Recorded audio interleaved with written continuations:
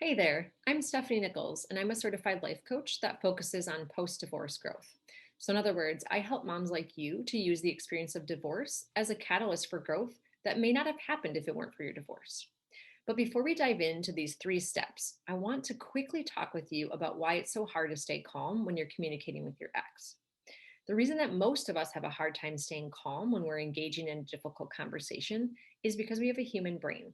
And our human brain is designed to protect us from danger. So it makes so much sense that when we're communicating with our ex and our brain interprets that as danger, it triggers our primal brain to hijack our ability to think clearly or stay calm. But this is the best news because if we know that it's our brains that are the reason that we can't stay calm, we can learn how to avoid having our primal brain take over and we can understand what we need to do in order to stay calm. So, that is exactly what I'm going to share with you today. I have created a new three-step process that you can use right now to help you keep calm in any communication that you have with your ex. The first step is to clean up your thinking. The second step is to choose the emotion that you want driving you. And then the third step is to focus on solutions. So let's dive right in. The first step is to clean up your thinking before you engage in any type of communication with your ex. We want to be clear first about why we're engaging in communication in the first place, and we want to understand for ourselves what the purpose of the communication is. And sometimes it's not necessary to respond at all. There are times we need to initiate or to respond to some sort of communication, like a schedule change or having a conversation about an event that your child is participating in. Or maybe we want to respond to a request that our ex has made. Other times it may be necessary to address a boundary issue, like clearly stating that we won't be tolerating a certain type of language or behavior, and what we will do if they cross that boundary again. But the most important part of cleaning up your thinking is being willing to be wrong and to be open to hearing what they have to say instead of being defensive. If you notice yourself wanting to respond simply to defend yourself or to argue, take a step back and pause and ask yourself if this is going to create the kind of relationship that you want to have. Now, I know what you might be thinking. I can't just let them say whatever they want or always get their way. But I promise you that if you give yourself some space to clean up your thinking first, it will allow you to become more intentional about the conversation if you choose to engage at all. Most people don't go into a conversation with their ex thinking, I'm here to tell me, to have you to find out where I might be wrong, right? Most people go into the conversation thinking, I'm here to tell you why I'm right. I'm here to explain what you're not seeing. I want you to know what you're doing is wrong. And I want you to understand my point of view. We've probably all had those conversations where it turns into an argument. It turns into two people both trying to prove how they're right. That's when all the old stories from your marriage get pulled into the conversation and it goes nowhere. It's human nature to want to be right. There's nothing wrong with you if you want to be right, but wanting to be right could cost you the ability to work together and find solutions. Rather than explaining to them why you see it your way, we want to understand why they see it their way. We want to get to a place where we can say, tell me where I'm wrong here. Because this is so powerful for you.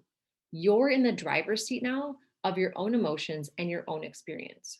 And now you don't want to just say the words. I mean, you can, but it won't actually have the same effect as if you actually mean it, if you actually want to see it from their point of view, which isn't really that hard to do when you can set your ego aside. When you just tell that part of your brain that always wants to be right, no, listen, I want to hear them out. This is all part of cleaning up your thinking. It's usually not even a stretch to see why they see it the way that they do, which doesn't mean that you have to agree with them. And it also doesn't mean that you're wrong. You could both be right about the way that you're seeing it or viewing it. It's important that you don't expect them to reciprocate. They may not, but it doesn't matter because we're doing this for our own benefit to create the relationship that we want, the one that benefits us and our kids in the long run. If you find yourself thinking, well, that's not fair, I want to be heard, I want to be understood, then first of all, you're a human. So it's normal to think that. But then we just want to go back to cleaning up our thinking. When I clean up my thinking, I don't need to be heard. I don't need them to understand me. I don't need them to see it my way or to think I'm right. I understand me.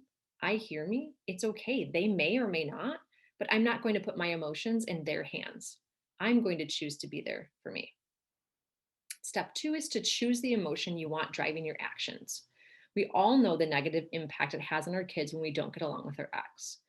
It can feel hard to want to get along with them because oftentimes we feel the need to protect ourselves, right?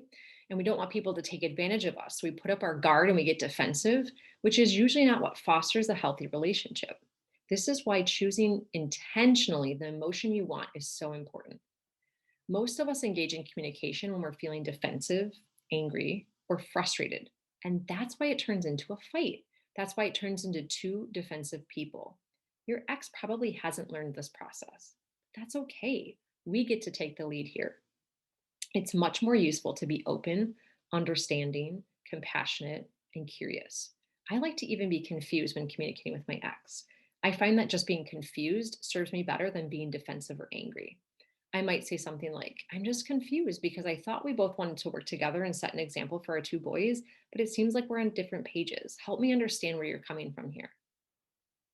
Being confused is so much more useful. It opens me up to curiosity and a desire to understand the other person's point of view. I want you to think about the communication with your ex as the action you're going to take. So if the communication with your ex is the action, that means the emotion is the fuel for that action. So we want to pay close attention to how we're feeling. We get to clean up how we're thinking and feeling for our sake. So that means we have to pay attention to what we're thinking because our thoughts create our emotions and our emotions drive our actions.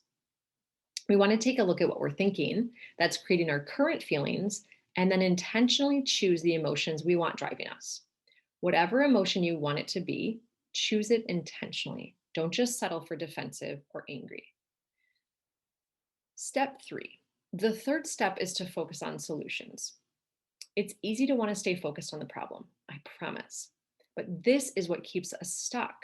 We want him to think we're right, and he wants us to think he's right. And the conversation goes nowhere. So let me share a new way to focus on solutions that allows you to stay calm. First, identify the facts that you both can agree on. Then figure out what you're making it mean and what they're making it mean. And then once you've identified those two things, you can move right into talking about solutions. You don't need to keep talking about the problem. All you need to do is separate out the facts. This is what I'm making it mean. This is what you're making it mean. Okay, let's talk about a solution. For example, let's say you receive a text from your ex asking if he can bring the kids back to you later than the time stated in your parenting plan, right? And you would like to respond that you want to have them back at the scheduled time. But then he shows up at the later time. Now, in the moment, you're extremely frustrated because he didn't follow the parenting plan and completely disregarded your request to have them at the scheduled time. You think you have to say something to him right now because he isn't allowed to behave like this. Your urge is to scream at him about how he can't just show up at whatever time he wants and to tell him how disrespectful he is. And then you might even take it a step further and make a threat to do something vindictive in return because you're so angry. And then after the fact, you feel completely powerless and defeated. When we don't clean up our thinking and we go into a conversation feeling frustrated and defensive, it doesn't feel good to us. It doesn't change them or control them, right? We don't get a different outcome. It just punishes us. Okay, so first, give yourself some space to process those big emotions that you're feeling in the moment. And I would suggest not saying anything to your ex during that time when you're processing. And you can even choose to wait a few days if need be. Sometimes I'll even type up a message in my phone saying exactly what I'm thinking in the moment, but I know it wouldn't serve me to say or text to him. And just knowing that I have it ready to go often helps me get to a cleaner headspace. And then once you're able to clean up that thinking and intentionally choose an emotion, you can move on to finding a solution. So, first, identify the facts. Our divorce decree states the kids are to return by 5:45, and he asked to keep them until 7, but I asked to have them back at 5:45. He arrived at my door at 7:15. So these are the facts that we would likely both agree on. So then I can identify what we're each making this mean. I'm making it mean that he doesn't care about the well-being of our kids, and he's making it mean that I'm not accommodating and flexible. Okay, so let's talk about the solution. We don't need to keep digging into the problem. This is the part where most people get stuck. Notice your brain wanting to go back to being right and needing him to see it your way. But we don't need him to see it our way. We don't need to be convinced to see it his way. We just want to be open to it and understand it, but we don't need to agree on it. We just need to find a solution. Often, one of the hardest parts about divorce is the relationship with your ex afterwards, right? And it impacts every area of your life, your kids, your mental clarity, the space that you have in your head, your ability to schedule or plan, and even the financial aspect. People love to argue about money. And we're not taught how to disagree with someone, right? Which is why most of us avoid talking about controversial topics like religion and politics and parenting choices, right? But we don't have to agree with someone to co parent with them. We just get to set the example of what it looks like to work together, even when we don't agree. A lot of us think that we know how our ex should be, right? We just make this stuff up. But other people get to be whoever they want to be. And here's the reality: you can choose to have whatever kind of relationship with your ex you want. But when you can drop the judgment of how you think he should be, and you're willing to set your ego aside to come to a solution, everybody wins. You win because you get to feel proud of how you showed up. Your ex wins because he gets to see, witness the example of your leadership and what's possible for your post divorce relationship. And your kids win because they get two parents who work together and come up with solutions that keep everyone moving forward. Once you learn how to use this three-step process to help you stay calm and create a better relationship with your ex, everything else in your life will feel so much easier.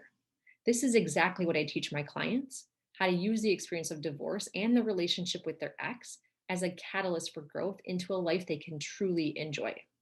I teach them how to create boundaries so that they can create better relationships with themselves, their ex, and their kids. I teach them how to feel confident in all the decisions they are making. I help them to see a clear path forward.